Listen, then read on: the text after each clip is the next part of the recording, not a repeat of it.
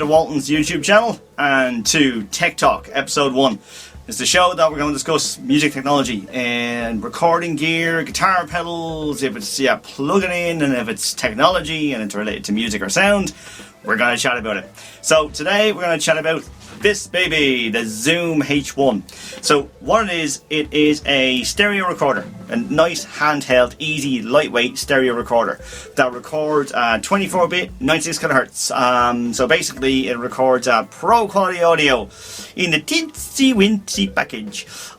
It's really, really cool. So if you're doing interviews, live sound, any film work, and you're looking for something, or even what a lot of guys have used this for, is if they're doing film work, put it in a client's pocket and using it to record their audio. So you actually have a mic on the person. Great thing is it's packed full of features. So it's not just a kind of typical mic because it has the stereo mics on top. It's also, like I said, a recorder. So with it, you have these cool features. I'm going to whip over the camera over here. So you have the audio settings. So when you go into your audio, you can set whether it is your bit rate, see it there, your bit rate, and your format. So whether it be an MP3 or a WAV file or wherever else. The next thing you have is low cut. So obviously what a low cut is, it's a low cut filter. So what that does is it kills or cuts below 100 Hertz.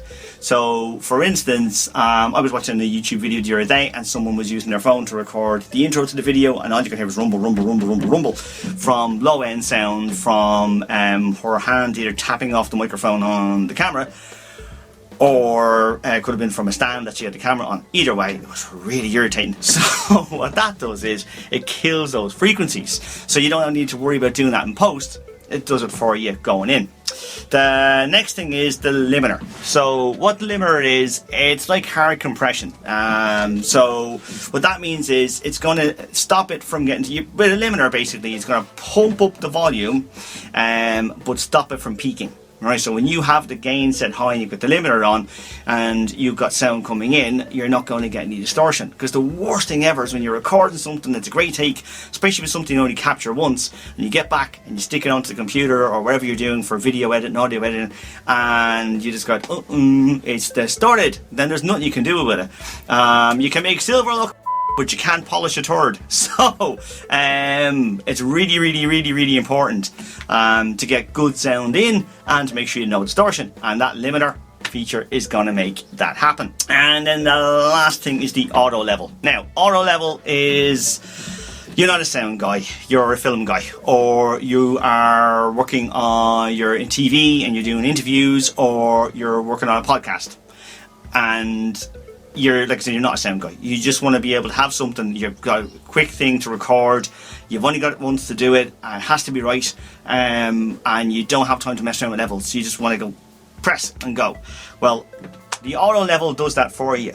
The auto level, once you have that turned on and engaged, what that will do is it'll set an auto level. So you won't be too low and you won't be too high, and that in conjunction with the limiter means you're guaranteed, once this is pointed in the right direction, to get a good sound, and with minimum effort and minimum fuss. Just literally point, pop, pop, hit the record button in the middle, and away you go. So these are fantastic, absolutely fantastic. These are the H1N. These are the second version of the H1. They actually have dedicated buttons on the front, so you have like the stop button and your play pause button and your skip back and forward for your files. On the side you have your volume control and a line out, so that's going to be for, you know, going into headphones or whatever else. And then on this side you also have a line in, so if you are taking sound from a little mixer or some other source and it's line level and you just want to skip the microphones, you can go straight in there. The other cool feature about the H1N that I like is this wee knob here in the very, very top. It's a gain control. So when you are recording and you do have time to get the sound right, and you have that pointed at your source, you can simply adjust the little knob on the top to get the gain that you need. So as you can see there, I popped it up, and as I'm talking I have gain coming up on the screen. So it's really, really, really easy to get a good sound using a H1. Other cool thing about the H1s, you can get accessory packs. Now, Zoom do accessory packs for all their gear, but they do one specifically for the H1 called the AP-H-1. And it comes with a whole kit of different things that will make the H1 and your experience using the H1 even better, right? So you have a power supply, the USB cable to transfer data from your H1 into your computer or whatever you're using for editing. You also have a carry case, which is great for field work. The pop shield, which is there. A tripod, which is also fantastic, especially if you're going to use it. The one added feature of this is that you can use this directly plugged into the USB into your computer as a mic for podcasts. Or for any form of, like, say you're using Zoom for instance and you're doing like lessons, or you're just kind of using Zoom and you want better audio, there's your USB mic. So it's like a USB mic / audio interface. You know, it's really, really cool. But for live streaming, for podcasting, it's really, really good. And the added bonus of the tripod will, you know, make it handy for having a desktop in front of you and using it as a mic for that. And then the other cool thing, one of the coolest things I love about this is this little thing here. You can see it there. The little microphone grip. Oh, the light. Oh, the light. Right. The microphone holder. What it does is it actually screws into the back of the H1. And then the H1 can plump on like that, on like a normal microphone, onto a microphone stand.